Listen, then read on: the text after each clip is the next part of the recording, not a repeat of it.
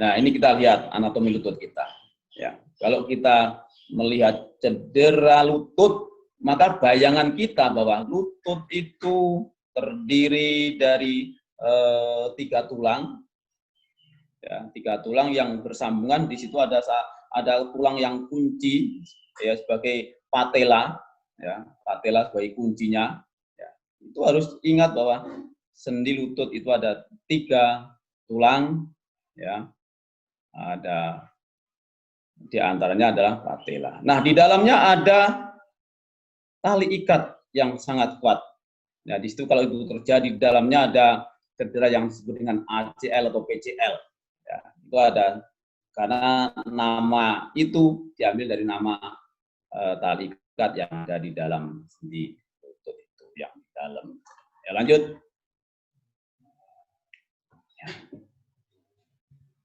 Ya, itu mengenai sendi lutut. Karena itu sendi lutut itu juga sering terjadi ini cedera. Nah, kita lihat di sini anatomi kita ya.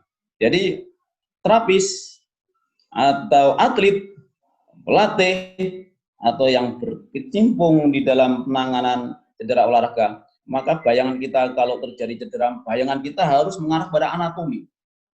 Ya, pandangan kita harus mengarah pada, oh kalau cedera lutut itu ternyata seperti ini, lutut itu bentuknya semacam ini, di dalamnya ada ACL, ada PCL. Apa kira-kira yang terjadi? Apa PCL, ACL-nya yang rusak atau patah atau robek, dan itu bayangan kita. Nah, lutut juga bisa terjadi yang disebut dengan osteoartritis. Ya, kalau ACL, PCL-nya bagus, itu memang ada pengeroposan tulang di dalam lututnya itu. Ya, mungkin karena atlet ini seperti ini, ya, karena atlet yang sering jumping, itu main bola voli, apa memang ada pengeroposan atau mungkin ada yang lain, ya itu memang harus dicek. Ya. Ini yang disebut osteoartritis. Lanjut ya. Ya, ini ada juga yang terkait dengan sendi semua. Ya, bisa lanjut ini. Ya. Ya, jadi di dalam sendi lutut kita ini ada kalanya aus, ya, bengkak, bahkan bisa pecah di dalam patella itu, sehingga bisa terjadi ada namanya prepatellar bursitis, itu adalah di lututnya terasa sakit terus. Ya. Lanjut. Ya.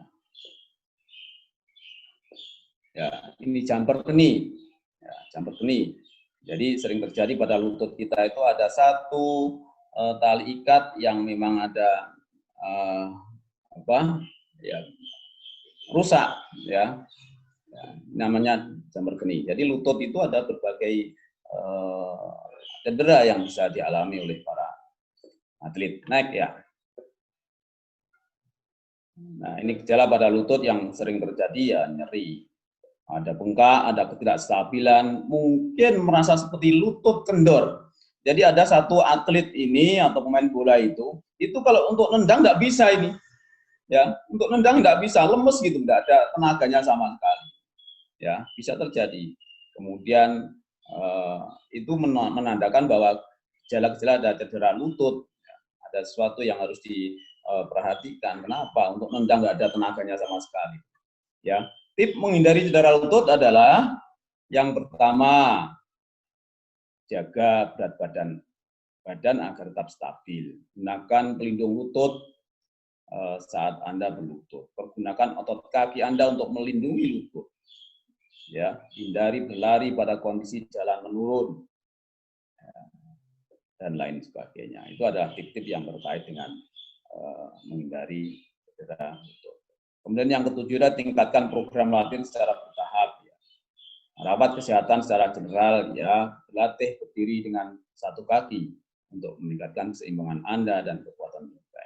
Jadi ini bentuk-bentuk latihan yang sebenarnya memang harus dilakukan dalam rangka rehabilitasi cedera lutut. 2 menit lagi Pak Di, waktunya Pak Di. Ya. 2 menit lagi. Ya, naik ya. Ya, jadi itu saudara sekalian. Jadi cedera itu tidak mungkin kita bisa secara ini memang perlu apa istilahnya, menangani cedera itu perlu praktek ya. Jadi tidak hanya bisa diomongkan saja, tapi perlu dipraktekkan ya. Oleh karena itu perlu pelatihan P3K, pelatihan kegawat daruratan. Maka nanti kalau sudah ini corona ini sudah selesai, maka kita harus praktek ini ya, praktek. Oke, lanjut. Agung. Naik. Ya, ini bentuk-bentuk exercise terapi. Ya, jadi melatih ring of movement dengan cara gerakan fleksi ekstensi pada sendi lutut. Ya, ini bisa tiduran, bisa jongkok, bisa berdiri dan jinjit. Artinya bahwa tubuh kita itu dimanapun kita berada bisa melatih ini. Sambil berdiri, sambil jongkok, atau sambil tiduran. Kemudian yang kedua, melatih kekuatan otot tungkai dengan menggunakan latihan beban ringan setelah melakukan ring of movement didapatkan. Lanjut. Ya, ini Tadi waktunya sudah habis. Mungkin nanti untuk lebih jelas dan detailnya bisa dilanjutkan di diskusi tanya jawab Pak Adi. Oke. Ya, saya kira ini materi yang bisa saya berikan mudah-mudahan memberi manfaat, dan apabila Ibu cek bukunya apa Mas Saidi?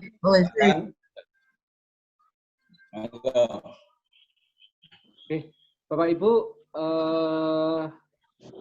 itulah tadi materi yang luar kota Pak Agung.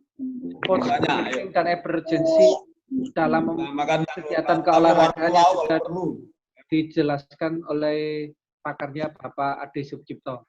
Bapak Ibu, untuk mempertajam wawasan kita, kita buka pertama 3 pertanyaan dulu. Satu pertanyaan nanti langsung bisa ditanggapi oleh Bapak Adi, Dr. Ade Subcipto MTes. Oke, saya kasih. Berbagung, Sumaji Bagong. Ya, nanti diatur sama moderator. Nanti diatur sama moderator siapa yang memulai dulu, oke? Ya. Jember orang yang luar kota, Pak Agung. Luar kota. Ibu Maya, Ibu Maya. Saya luar kota, Pak tadi. Ya. Luar pulau. Pak Sumaji luar pulau. Bapak Ibu yang belum saatnya bicara, tolong mic-nya di-mute dulu ya, Bu ya. Bapak Ibu ya. Jadi yang pertama yang saya kasih kesempatan untuk bertanya adalah Ibu Maya Sistania. Ya, silakan Bapak Ibu untuk menyampaikan. Setelah Ibu Sistania nanti ke Pak Sumaji. Ya, langsung ke Pak Sumaji. Ya. Monggo yang lain di-mute dulu, Bapak Ibu. Ibu Maya Sistiana, monggo untuk menyampaikan pertanyaannya kepada Bapak Dr. Ade Subcipto. Silakan, Bu. Terima kasih atas waktu yang diberikan dari Bapak Agung. Mohon maaf sebelumnya, nama saya Ibu Endang Nuswir Kentarti dari SMP Negeri 1 Subciptung. Kebetulan saya menggunakan laptop anak saya, punya saya lagi trouble. Namanya siapa, Bu? Ibu Endang Nuswir Kentarti dari SMP 1 Sumber Pucung. Oh, Endang dari SMP Sumber Pucung, Malang sendiri ya, Bu ya? Iya, dan Malang. Mohon maaf ini menggunakan laptop anak saya ini, Pak. Kebetulan trouble. Ya. Terus gini, Pak, pertanyaan saya, kita selaku pengajar pada saat pembelajaran, pada saat pembelajaran tuh mungkin ada anak yang terjadi kecelakaan ya, yang sewu misalnya, katakan ya cedera itu, katakan bukan selalu anak itu jatuh, tidak, tapi kadang misalnya ada temannya yang bergurau, menakut-nakuti apa, bukan pada saat pembelajaran olahraga, tidak, tapi pada saat mungkin di kelas gitu, Pak. Nah itu kebetulan kita selaku pembina UKS, ya, terus otomatis kan memberikan pertolongan. Kebetulan anak itu pingsan terus. Nah, jatuhnya itu pingsan itu jatuhnya terus posisi kadang tertelungkup dan sebagainya itu. Yang akhirnya terjadi sesak nafas juga. Terus berikutnya, nah kebetulan juga kadang ada siswa itu yang memang sudah punya bawaan yaitu penyakit sesak nafas itu. Terus otomatis pertolongan kita akan yang utama tadi dengan cara itu menekan untuk jantung tadi. Nge. Nah, terus seandainya dengan cara seperti itu, ternyata anak itu masih belum bisa bernafas, lalu kita kan maunya kalau menurut pertolongan ini tadi yang disampaikan oleh Pak Adi juga, ya memang sesuai dengan ilmu kita juga, itu kan yang pada akhirnya kan kita memberikan pertolongan dengan cara istilahnya bantuan pernafasan. Nah, padahal si anak itu punya riwayat, misalnya katakan penyakit sesak nafas tadi, otomatis kan kita menghindari untuk tertularnya itu. Itu bagaimana solusinya? Terima kasih. Assalamualaikum warahmatullahi wabarakatuh. Ada langsung ditanggapi atau 3 pertanyaan dulu Pak Di? Ya. Ya, silakan lanjut. Oke, berikutnya Bapak Sumaji. Silakan Pak Sumaji. Nanti yang luar kota angkat tangan ya Pak, yang luar kota atau luar pulau nanti bisa saya prioritaskan. Oke, Pak Mardik ya. Setelah ini Pak Mardik Siswoyo. Oke, silakan Pak Sumaji dulu. Sumaji di unmute dulu Pak Sumaji. Pak Sumaji di unmute dulu. Oke. Ya, Siapa? silakan. Oke. Assalamualaikum warahmatullahi wabarakatuh. Yang terhormat Bapak Direktur, Bapak Dr. Sapan Rosidi, Bapak Kaprodi, Bapak Dr. Adi, dan Pak Agung Yudaswara yang kami hormati. Ada satu pertanyaan Pak Adi, tetapi sebelum saya bertanya, ingin menyampaikan selamat bergabung di Iki Budi Utomo, junior saya ini ya. Beliau adalah pelatih PON Jatim dari Surabaya, Randika Asyani Wijaya. Selamat bergabung di IKIP, Randi. Beliau adalah pelatih PON Pencaksilat Jawa Timur, Pak Adi. Ya, mantap. Selamat datang. Junior saya ini. Pak Adi, ada satu pertanyaan, Pak Adi. Ya. Saya mau bertanya, apa betul ya ketika atlet patah tulang dalam kurun waktu 24 jam akan nyambung sendirinya, Pak Adi? Itu aja pertanyaan saya. Terima kasih. Wassalamualaikum warahmatullahi wabarakatuh. Waalaikumsalam warahmatullahi wabarakatuh. Berikutnya Pak Mardik Siswoyo. Oke, silakan Pak Mardik.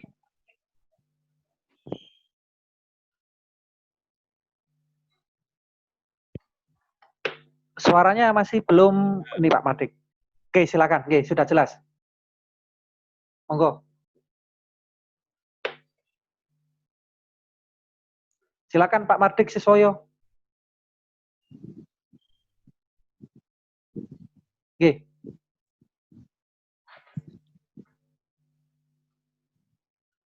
Pak Mardik suaranya suaranya belum nyambung, Pak. Suaranya belum nyambung, Pak. Atau kalau tidak bisa melalui chat, Pak. Nanti saya bacakan. Ya, nanti di chat aja nanti saya bacakan. Oke. Berikutnya Ibu dengan nama Oppo A33W ini. Ibu dengan nama Oppo 33W. Silakan Ibu. Oppo. Nah, nanti diperkenalkan dulu namanya. Monggo Ibu. Oppo. Ibu Oppo A33W. Ya, saya Pak. Oke, namanya sinten? Saya Pak. Assalamualaikum warahmatullahi wabarakatuh. Saya nama Wiyanti, ya, dari Kelaka Lumajang. Oh, Kelaka Lumajang, siap. Ya. Dari guru mana? Dari guru SD Melawang 2. Guru SD. Kebetulan saya guru SD, ya. Lumajang, Bu. Ya, terima kasih. Saya Lumajang, Pak. Kebetulan saya teman seangkatan SGO dari Pak Adi Sucipto. Cuma cuma saya kebetulan ngajar bergabung, Bu Yanti. Terima kasih Pak Adi. Ya, ini hanya sharing saja Pak Adi ya. Saya itu sering menangani meskipun bukan murid SD, tapi di rumah itu datang anak yang cedera itu sudah bengkak kakinya.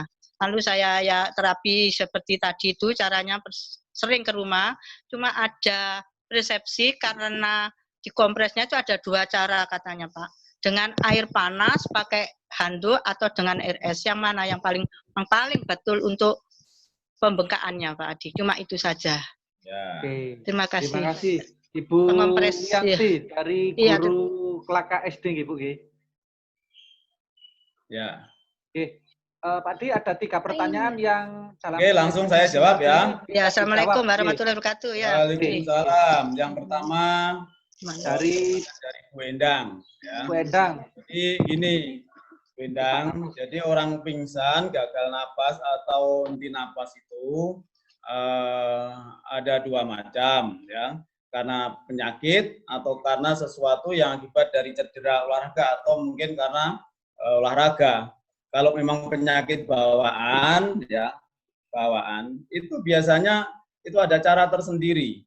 Contoh dia dari awalnya memang apa itu yang sakitnya dari awal dari bawaan itu. Ya.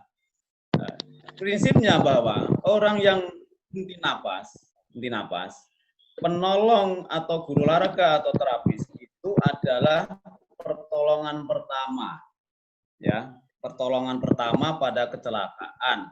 Karena itu pertolongan itu dilakukan sebelum datangnya dokter, sebelum datangnya ambulan atau sebelum dibawa ke rumah sakit. Itu adalah tugas dari guru olahraga atau orang yang tidak terlatih tadi, menolong pertama supaya dia dapat pernapasan bantuan atau bantuan pernapasan melalui tekan dada, kemudian 3 tahap yang disebut dengan CAB tadi, ya. Oleh karena itu ketika kita sambil membantu pernapasan tadi, maka harus ada orang lain yang menelpon dokter. Ya, ada orang lain yang menelpon dokter segera datang untuk ambulan. Ya. Setelah itu maka diserahkan kepada dokter atau orang yang bertugas di situ. Jadi itu pertolongan pertama, Bu. Jadi pertolongan yang disebut dengan kegawat daruratan di situ. Sebelum ada orang lain menolong, maka kita harus menolong. Itulah yang disebut dengan pertolongan kegawat daruratan. Ya, setelah itu kita serahkan pada tenaga medis, gitu ya. Nah, itu. Kemudian yang berikutnya, yang terkait dengan Pak Sumaji. Patah tulang. Ya. Apa benar bahwa patah tulang itu 24 jam nyambung? Prinsipnya itu adalah patah tulang. Pak Sumaji pernah nyambung ketela pohon, Pak Sumaji? Pernah, Pak. Ya. Sebenarnya itu, kalau kita logika sederhana itu, orang patah tulang nyambungnya seperti ketela pohon. Kalau ditempelkan tidak bergerak, maka dalam seminggu tumbuh enggak itu? Kambiumnya nempel enggak itu? Asalkan tidak digerakkan dan semua yang terkait dengan infeksi dan sebagainya tidak ada. Karena itu tulang, kalau itu steril itu ditempelkan saja, ini sebenarnya bisa ada aliran, bisa menyambung. Untuk memperkuat itu maka dokter perlu ada digip, perlu di pen. Itu dalam rangka supaya tidak bergerak, supaya cepat nyambungnya. Ya. Karena itu ada beberapa orang tanpa digip, tanpa di pen, disambung, ditempelkan saja udah nyambung, asalkan tidak digerakkan. Tapi kalau digerakkan ya lepas lagi. Nah, untuk mempercepat itu dilakukan pen, kemudian gip, dikasih obat dan sebagainya dalam rangka mempercepat. Di dalam tubuh kita itu sebenarnya ada regenerasi secara alami yang bisa menyambungkan otot, bisa menyambungkan tulang, bisa menyambungkan kulit secara alami. Bayangkan Pak Sumaji ketika kulitnya tergores oleh silet, ya, kemudian dibiarkan, nyambung sendiri enggak itu? Nyambung sendiri. Tapi supaya cepat kan ditempelkan, diperban, dibalut, dikasih obat, itu ada dalam rangka mempercepat itu.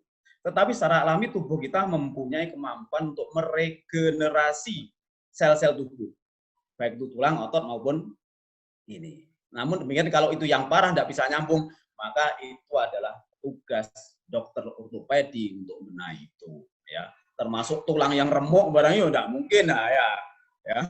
Nah, itu. Jadi Pak Sumaji ya.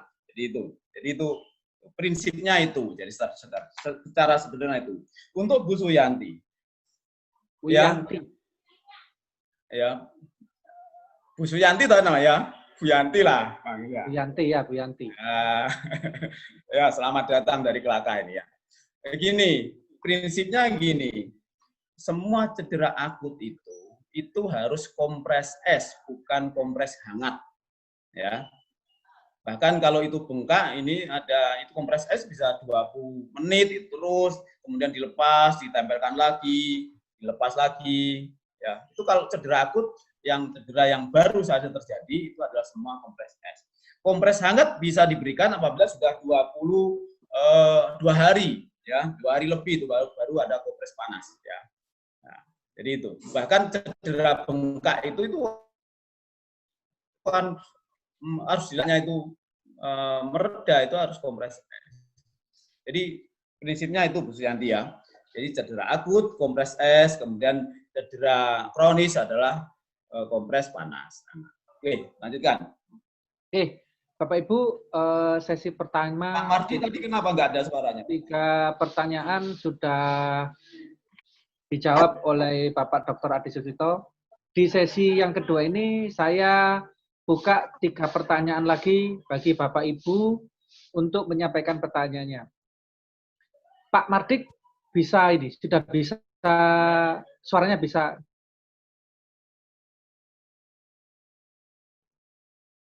Dipakai. Yang lain, atau yang lain siapa yang lain?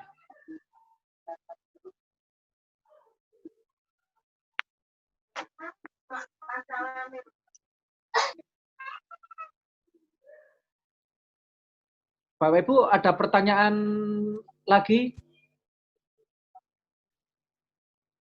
Pak Mardi kalau enggak bisa ini bisa melalui chat Pak. Pak Mardi kalau belum bisa soundnya atau mic-nya belum Pak Cipto Cahyono tadi itu angkat tangan tuh. Pak Cipto, silakan Pak Cipto.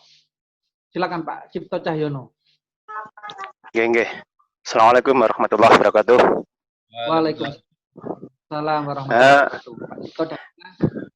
Ini Pak, saya mau bertanya terkait dengan patah tulang yang sering terjadi. Pak Cipto dari mana Pak? Pak Cipto dari SMK Negeri 1 Tekong Lumajang, Pak. Oh, Lumajang. Cipto. Lumajang, SMK Negeri 1 Tekong. Oke, monggo Pak. Oke. Ini sering terjadi kecelakaan pada saat sepak bola untuk anak-anak. Yang sering terjadi yaitu patah tulang untuk tulang iga paling atas sendiri. Untuk pertolongan pertamanya bagaimana itu? Seandainya terjadi seperti itu. Karena sering terjadi, Pak. Di tempat saya seperti itu. Demikian, Pak. Terima kasih. Tulang apa, Pak? Tulang iga yang paling atas sendiri. Iga. Oh. Tulang rusuk. Pada saat sepak bola. Iya, tulang rusuk yang paling atas sendiri. Oh, ya. Oke, terima kasih. Oke, terima kasih. Assalamualaikum warahmatullahi wabarakatuh. Waalaikumsalam warahmatullahi wabarakatuh. Berikutnya, Pak Mardik masih belum bisa nyambung Pak Mardik. Siapa itu? Atau bisa ditanggapi dulu Pak Adi, bisa langsung ditanggapi Pak Adi. Oke ya, betul. Oke. Untuk Pak Cipto Cahyono, memang di sekolahan anak-anak itu juga sering terjadi apa yang disebut dengan cedera patah tulang iga. Patah tulang iga ini sebenarnya beda dengan tulang-tulang yang lain, karena tulang iga ini adalah menutupi organ-organ dalam kita, mulai dari paru, hati, dan sebagainya. Penanganannya sendiri itu adalah nggak bisa, harus kita sambung, kita beban, nggak bisa. Maka itu harus ke dokter, Pak. Ya, ke dokter. Jadi kita sebagai orang awam nggak bisa, kita kan nggak bisa ditali itu ya. Kalau yang lain nggak bisa ditali, dibebat kemudian. Karena itu pertolongan pertama, maka harus kita bawa ke dokter, kemudian diobservasi, patah atau retak dan sebagainya. Itu maka dokter.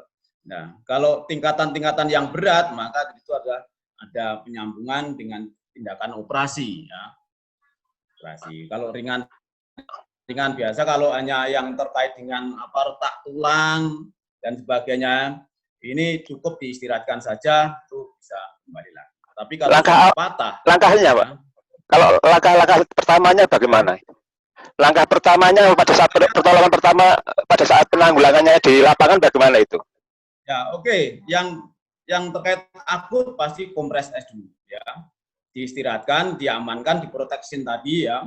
Hal yang mengganggu dia diproteksi, kemudian dikompres es, ya, kemudian dibawa ke ahlinya, dokter atau ortopedi dan sebagainya, ya. Itu harus. Kompres itu dalam rangka supaya untuk apa itu mempersempit pembuluh darah sehingga nyerinya hilang. Dan kalau perlu, kalau di situ kan ada namanya optimalisasi tadi, ya, ada pemberian obat nyeri dan sebagainya, itu tindakan dokter semua, ya. Jadi kita sebagai guru olahraga atau di lapangan, maka itu hanya bisa membawa mereka ke ahlinya, yaitu dokter ortopedi, ya. Jadi tidak bisa kita tangani sendiri, ya.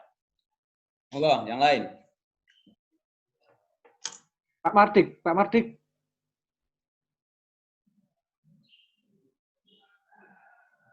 Atau ya, di Pak chat. Mardik belum nyampe. Ya, di chat. Nah, ini ada pertanyaan Pak dari Pak Muhammad Soleh. Jadi pertanyaannya terkait cedera engkel, tadi disampaikan bahwa melatih ROM pada engkel pasif maupun aktif batasannya rasa nyeri. Apakah ada berapa kali atau berapa lama latihan dan interval pada latihan tersebut selain batasan rasa nyeri? Terima kasih. Monggo Pak Di.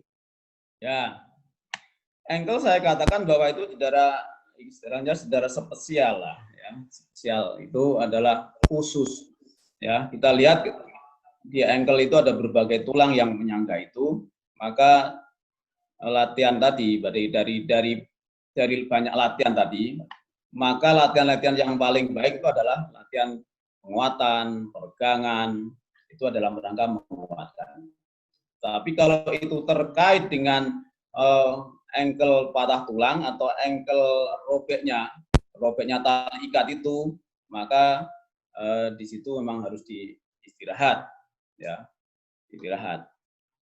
Dan itu bisa tindakan dokter juga itu kalau itu sudah terjadi robek atau patah atau putusnya tali ikat di situ, ya. Oke, itu.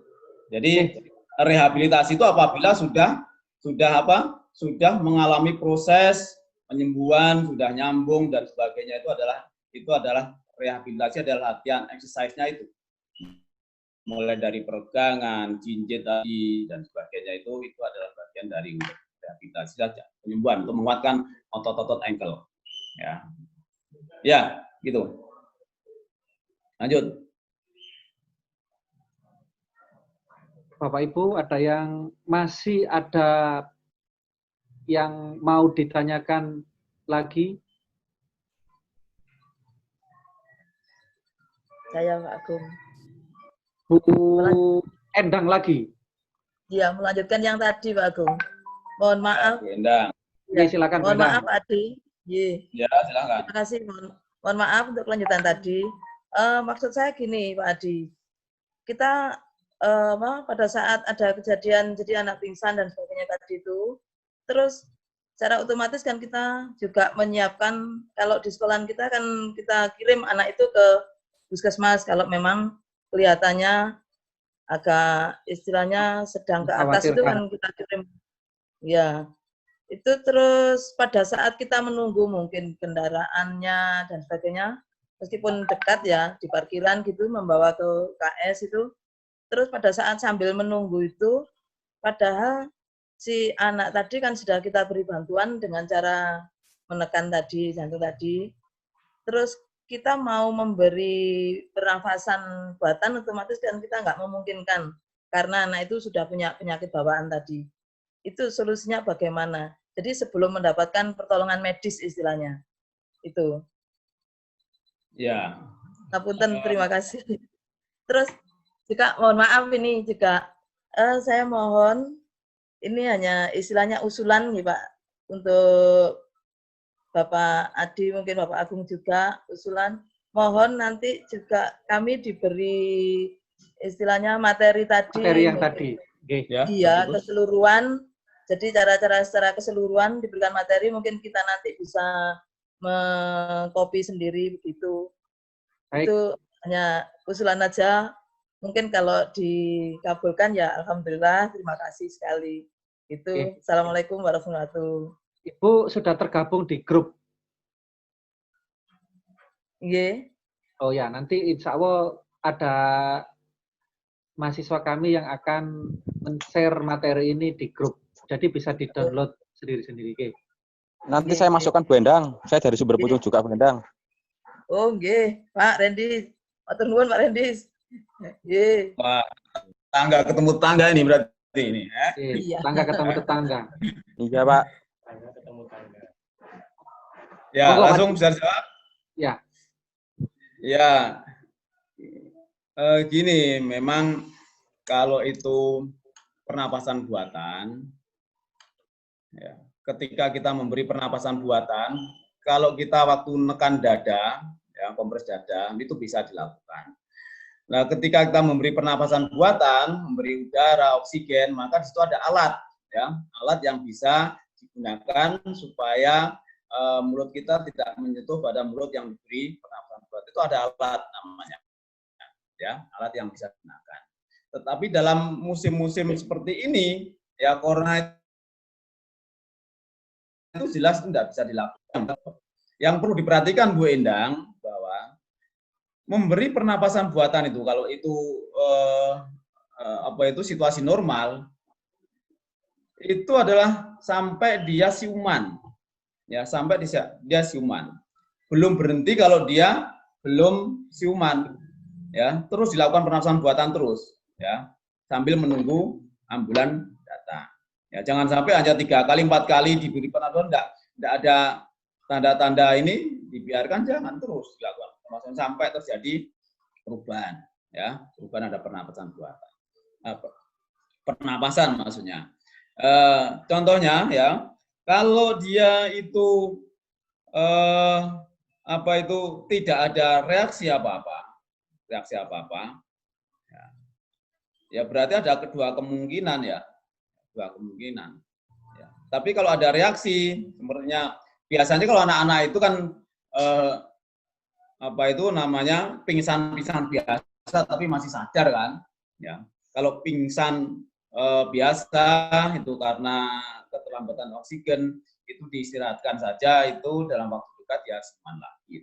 Tapi kalau penyakit bawaan itu mungkin perlu ada pernapasan buatan tadi yang pakai CAP tadi, ya, sambil menunggu datangnya petugas kesehatan, ya gitu Bu, ya. Nah, jadi kalau zaman corona tidak boleh ini, waktu corona ini tidak boleh memberi pernapasan buatan itu, ya. Ya, gitu, silakan.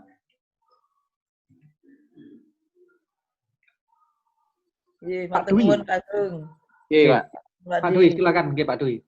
Iya, Pak. Silakan, Pak. Pak Dwi dari mana Pak Dwi? Samarinda, Pak. Wah, Samarinda. Ya, monggo Pak Dwi. Samarinda mana Pak Dwi?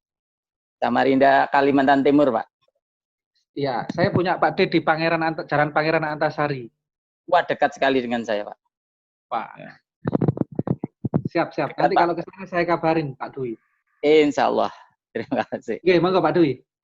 Oke, terima kasih. Assalamualaikum warahmatullahi wabarakatuh. Waalaikumsalam warahmatullahi wabarakatuh. Gini, Pak. Di setiap cabang olahraga, terutama di sepak bola yang sering terjadi itu apabila terjadi kecelakaan, entah itu kena bola atau tendangan yang mengakibatkan penolongan yang kurang tepat dan cepat sehingga mengakibatkan fatal atau kematian. Bagaimana cara mengantisipasinya supaya kita mengetahui bahwa itu kita bisa menolong supaya mengantisipasi tidak sampai kematian itu terjadi. Contoh lidah itu keluar atau gimana itu ciri-cirinya untuk mengatasi itu gitu Pak, dan penanganannya Pak. Itu kan sering terjadi dan beberapa atlet sepak bola nasional kita bahkan kemarin waktu yang event-event itu kan ada yang mengalami gagal penanganan sehingga sampai mengalami kematian itu Pak. Mungkin itu Pak yang kami tanyakan. Terima kasih. Assalamualaikum warahmatullahi wabarakatuh. Waalaikumsalam warahmatullahi wabarakatuh. Langsung bisa dijawab? Ya, silakan Pak Adi. Silakan. Ya, jadi banyak pemain bola atau atlet yang lain itu mengalami cedera yang cukup parah sehingga membawa nyawa mereka. Jadi sebenarnya pertolongan pertama atau untuk mengetahui seseorang itu parah atau tidak itu apabila dia mengetahui betul kejadian olahraga, kejadian cedera yang terjadi.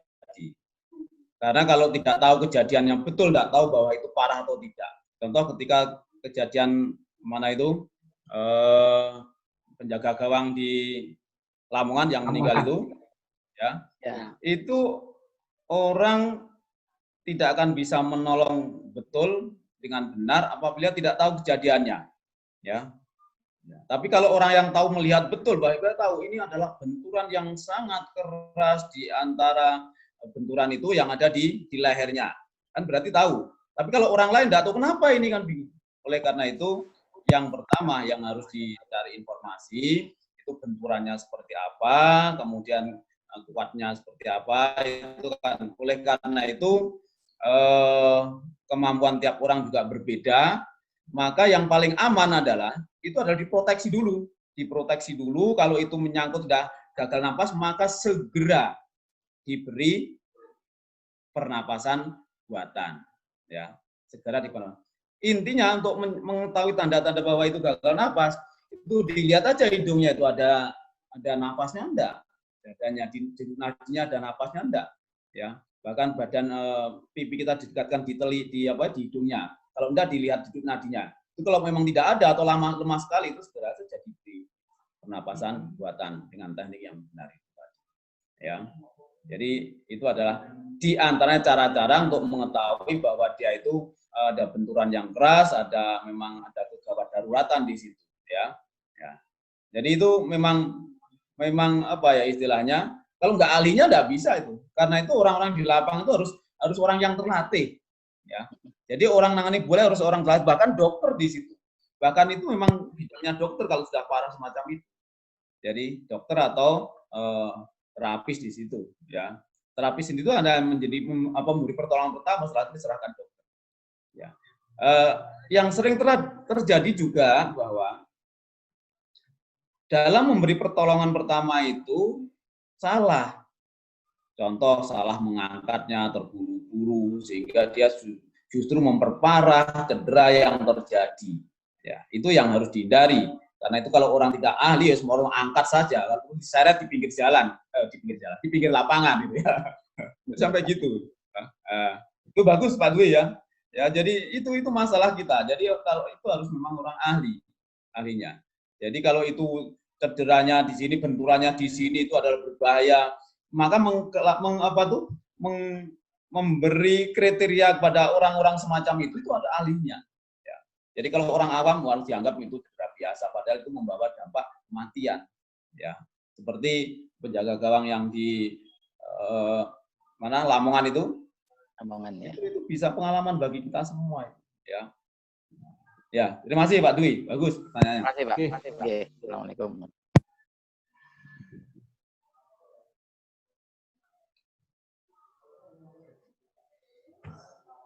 Ya, masih ada mungkin Pak Agung?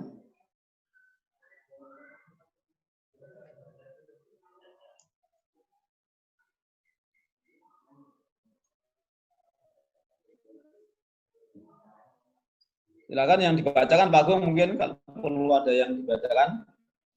Ini Pak Direktur sudah menutup ini. Ada Pak Agung, silakan. Ini dari Kalimantan nih, Bu Sulis tadi mau tanya itu.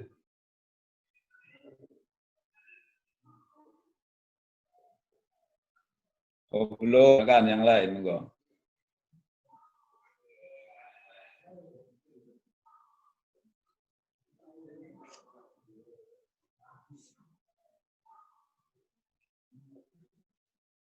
Pak Agung, halo.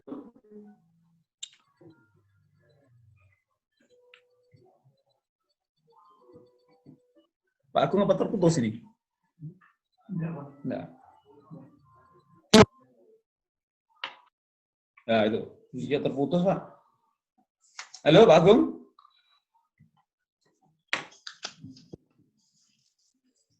Pak Mustafa kayaknya mau tanya, Pak. Pak Mustafa dari Oh Pasuruan. ya, silakan Pak Mustafa. Berarti ini. Ya. Ya terputus Pak Agung. Silakan Pak Mustafa.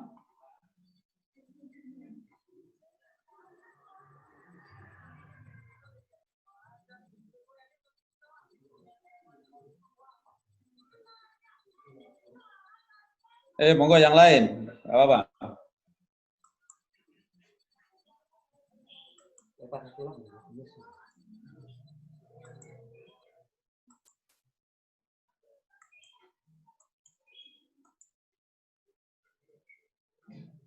Aku nggak sama cek.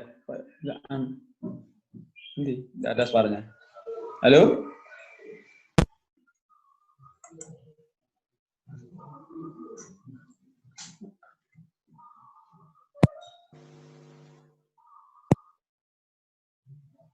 Halo Pak Agung. Aku nggak bisa keluar suaranya. Iya, Lea. Oke, mungkin langsung aja yang lain yang bisa mau menyampaikan pertanyaan.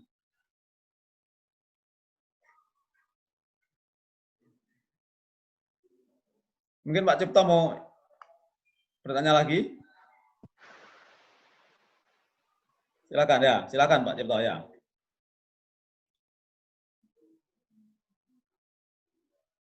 Sudah cukup, Pak. Sudah cukup ya, monggo yang lain. Pak Sumaji mungkin ada ini perkembangan pertanyaan? Sudah cukup, Pak. Oh. Sudah cukup, nggih. Monggo Pak Agung, kalau tidak ada pertanyaan, berarti sudah jelas semua. Ulfan, Pak.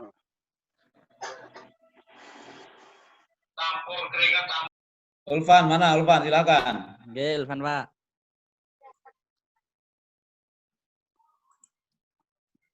Halo. Oke, saudara Ulfan ya. Oke.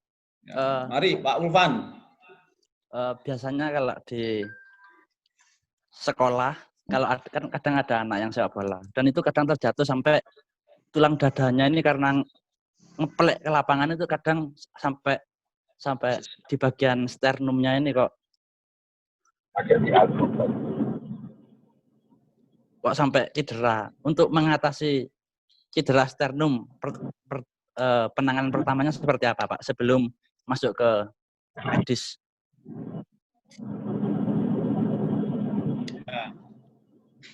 Sudah? Oke, sudah. Oke, ya. Jadi sternum tadi sama dengan pertanyaannya Pak siapa tadi ya? Itu sama. Jadi cedera sternum itu mirip dengan cedera di klavikula, scapula. Ya. Jadi itu tidak bisa kita sambung, tidak bisa kita ini, maka ini aja dilihat aja. Kalau perlu diraba ya. Diraba, kalau itu terjadi bengkak ya memang pertolongan pertama setelah diproteksi memang harus dikompres es ya. Tapi kalau ragu-ragu, oh ini jangan-jangan nanti retak tulang, patah tulang, maka kita harus dibawa ke bagian medis. Ya, jadi itu. Jadi patah tulang seperti yang ada di ini klavikula kita. Kalau itu patah atau retak itu udah tidak bisa apa-apa kita penolongan pertama. Udah dibawa ke bagian yang ahlinya yaitu dokter ortopedi. Nggak bisa kita. Ya. Lalu kalau itu di situ ada bengkak, kemudian nyerinya tidak seberapa, maka pertolongan pertama kita ya kompres es. Tapi kompres es tetap pertolongan pertama itu. Setelah diproteksi di kompres es itu ya. Dibabut, dibubat ya. Contoh kalau dibubat itu kan ya tulang-tulang otot-otot yang menggerakkan ke arah klavikula atau sternum itu memang dihindari, karena itu gerakan-gerakan lengan kita kan harus didiamkan ya, tidak boleh untuk menggerakkan itu karena sakit sekali di situ kalau mengarah kepada apa itu nama tulang rusuk kita ya, sternum. Dan dada kita juga gitu, tulang dada kita kan juga terkait itu. Saya kira tulang dada kita sangat kuat, ukuran biasa itu tidak apa-apa. Yang sering terjadi patah tulangnya itu adalah rusuknya itu. Ya. Jadi kalau itu terkait dengan akut dan itu buka, ya kita harus dikompres es, deteksi dan kompres es. Ya gitu. Monggo dilanjutkan. Ya gitu Pak Ulfan ya.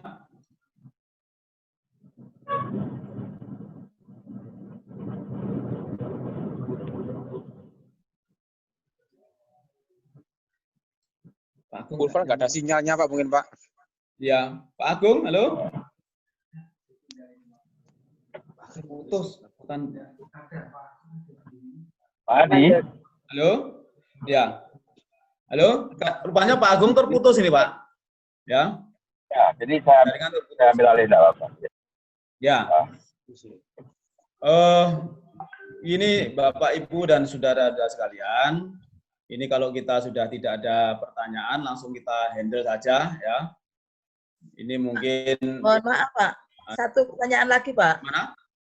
Saya satu pertanyaan lagi bisa Pak? Oh boleh, silakan. Iya. Terima kasih. Ya. Mohon maaf karena yang lain mungkin tidak ada pertanyaan, saya bertanya kembali yang ketiga. Lagi. Mohon maaf Pak ya, boleh Pak? Ya, silakan. Terima kasih. Gini Pak, kebetulan anak saya kan atlet voli. Terus sebagai toser yang besar, yang kecil libero. Untuk yang besar, sering cedera pada ankle. Nah, seperti yang Bapak sampaikan tadi, kalau dikompres es itu kan untuk menghilangi rasa nyerinya juga. Sebetulnya pada saat bengkak itu kadang sebelum bengkak pun juga sudah saya kompres ya. Terus pada saat dikompres itu Pak, yang merasakan itu kan anak saya, rasanya ngilu, istilahnya cenut-cenut gitu loh Pak katanya Pak. Nah itu apakah proses untuk istilahnya proses untuk pemulihan pada sarafnya, atau itu mungkin penekanan pada waktu ngompres itu yang mungkin kurang tepat. Tapi setelah memang ya ditekan-tekan terus, itu sampai sehari semalam begitu, itu akhirnya besoknya gitu sudah banyak berkurangnya begitu. Jadi pada saat cekut-cekutnya tadi loh, pada saat dikompres, kalau Bapak tadi menyampaikan untuk kompres tadi kan menghilangkan rasa nyeri tadi. Nah, pada saat mengkompres itu yang dirasakan itu katanya cekut-cekut. Apakah cekut-cekutnya tadi itu memang proses penyembuhan tadi atau salah tekan? Dan pada saat itu apakah perlu diberi istilahnya seperti farmaton untuk mengurangi nyeri itu Pak? Jadi mengkonsumsi untuk mengurangi nyeri itu. Apakah perlu diberi atau tidak usah? Terima kasih. Ya, jadi tujuan utama kompres es itu adalah memperkecil pembuluh darah supaya tidak mengaliri atau sedikit mengaliri ke bagian yang luka sehingga bengkaknya berkurang. Terkait dengan nyeri ketika diberi es, iya pasti di situ kan banyak saraf kalau begitu. Tapi kalau itu dilanjutkan terus maka nyerinya justru akan hilang. Awal-awal pemberian es pasti ada nyeri karena di situ ada reaksi di situ. Ya, setelah dilanjutkan nyerinya akan hilang. Karena es itu sebenarnya bisa digunakan sebagai pereda nyeri. Ya, setelah itu kalau itu masih berlanjut maka alangkah baiknya ada obat anti inflamasi tadi sebagai obat penyedar nyeri, dan itu yang melakukan adalah dokter. Ya, perlu dikasih penyedar nyeri atau tidak. Ya, jadi itu sudah tangan dokter. Kalau sudah 24 jam lebih maka kompres esnya diganti menjadi kompres hangat. Saya kira itu. Ya, terima kasih Bu Endang. Terima kasih Pak. Selamat datang Bu Susilo, Bu Dr. Susilo. Oke, saya kira bisa kita akhiri ya karena ini ada gangguan sambungan kepada Bapak Dr. Agung Yudhoaswara. Karena itu untuk mengakhiri acara ini, mungkin dari Bapak Direktur ada statement akhir yang bisa disampaikan dan sekaligus menutup acara ini. Kami persilakan Pak Dr. Sa'ban Rosti, MSI, Master Science. Baik, Assalamualaikum warahmatullahi wabarakatuh. Waalaikumsalam. Wabarakatuh. Iya, saya berhenti di perjalanan. Jadi ini dalam mobil gitu. Saya semuanya termasuk yang tadi bagus sekali Pak Adi. Termasuk yang paling asik ini bagus gitu ya. Jadi setiap tindakan itu Anda harus memahami tujuannya.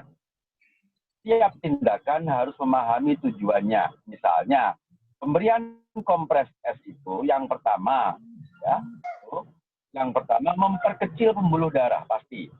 Ya, memperkecil pembuluh darah. Kemudian membantu trombosit untuk segera membekukan sehingga terbuntu. Nah, dan yang ketiga itu adalah seperti yang saya sampaikan Pak Adi tadi, yang ketiga itu sebetulnya es itu adalah kalau orang Jawa betulnya patiroso. Jadi itu akan menghilangkan, akan membantu proses penghilangan rasa. Jadi, bahkan bukan hanya nyeri, rasanya itu sampai hilang kalau es itu. Jadi itu masalahnya. Jadi dengan mengetahui seperti itu, maka tidak memilih yang lain kecuali menggunakan tadi, yaitu kompres es pada 24 jam yang pertama. Nah, ini sekedar saya mengikuti, gitu ya. Jadi bagian dari saya mengikuti apa yang diuraikan oleh Pak Adi. Tetapi intinya bahwa pekerjaan menjadi coach, pekerjaan menjadi guru olahraga itu senantiasa berhadapan dengan resiko-resiko, baik yang karena olahraga itu sendiri maupun karena ada unsur bawaan yang berinteraksi dengan olahraga. Tadi ada bawaan, anak sudah punya masalah di pernapasan, kemudian harus ditolong. Nah, ini juga perlu pertimbangan-pertimbangan khusus ya, yang kemudian harus membantu supaya tidak terjadi cedera yang lebih parah yang membahayakan. Nah, itu intinya. Kepada mahasiswa kita Pak Adi diingatkan, beberapa mahasiswa kita sedang melakukan penelitian mengenai ini, mengenai kegawat dauratan ini, baik dalam hal apa yang dihadapi oleh guru maupun apa yang dibisai oleh guru. Pak Adi kalau terbukti nanti, itu ada technical skill in emergency yang harus dibantukan kepada para guru. Saya harapkan Prodi memprogramkan pelatihan khusus ya untuk emergency in sport. Saya mengingatkan kepada para peserta bahwa ini adalah kuliah penyegaran. Ini adalah kuliah, bukan banyakan peserta. Dimentingkan kepada kompetensi. Ya. Oleh karena itu, next meeting, you will be with Pak Sa'ban. Minggu depan, Anda bersama Pak Sa'ban, saya akan kuliah, saya akan kirim buku kepada saudara semua. Saya akan kirim buku. Buku yang akan saya baca, saya bacakan untuk saudara semua. Jadi, inilah hakikat kuliah. Ya, we need to update our knowledge, ya, mungkin tentang berbagai hal. And this is only in our program. Graduate School of Utomo. Salam olahraga. Assalamualaikum warahmatullahi wabarakatuh.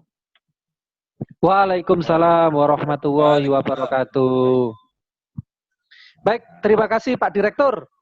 Nah, semoga sehat sampai selamat sampai tujuan.